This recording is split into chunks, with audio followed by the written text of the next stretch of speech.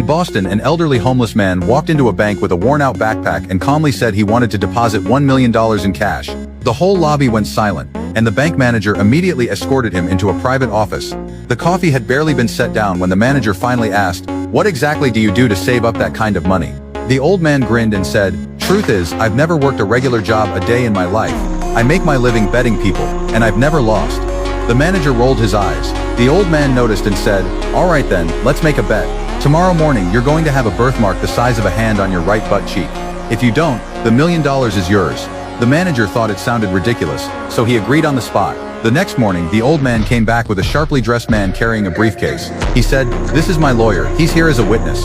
The manager was still completely confident. He dropped his pants and said, "All right, do you see anything?" Out of nowhere, the lawyer burst into tears. The manager froze and asked, "Why are you crying?" The lawyer wiped his eyes and said, "Because I bet him $2 million that you would willingly pull your pants down and show us."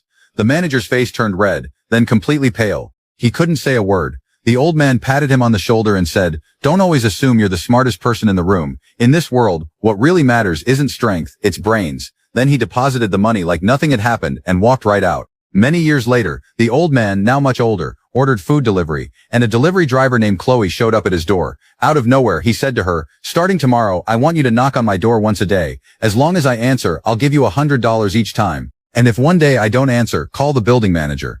Chloe thought about it for a moment and agreed. From then on, rain or shine, she showed up every single day right on time. The old man would open the door, hand her $100, and that was it. But over time, whenever Chloe wasn't too busy, she would stay a little longer and chat with him. Sometimes she brought homemade cookies, sometimes she helped straighten up the house. Little by little, the old man started to come back to life. In the second year, after seeing how sincere she really was, he let her family move into the spare room. By the third year, his health had gotten much worse. One day, he held Chloe's hand and said, "Thank you for staying with me all these years.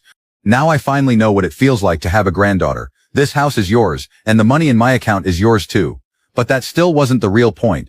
Later, Chloe wanted to start a business of her own. One day, the two of them found a storefront they liked, but the broker fee was outrageous. The old man picked up a brick, smashed one of the front windows, and left his contact information behind, saying it had been an accident and the landlord could call him for compensation. The very next day, the landlord called. Instead of just paying for the broken window, he negotiated the lease and locked down the storefront. But Chloe had no business experience and had no idea what kind of store she should open. So the old man came up with another idea. He put up a for lease sign in the storefront window. Whenever someone called asking about the space, he pretended to be the landlord and asked every potential renter what kind of business they were planning to open. After hearing everybody out, he picked the type of business that came up the most often and opened that. Sure enough, the store took off.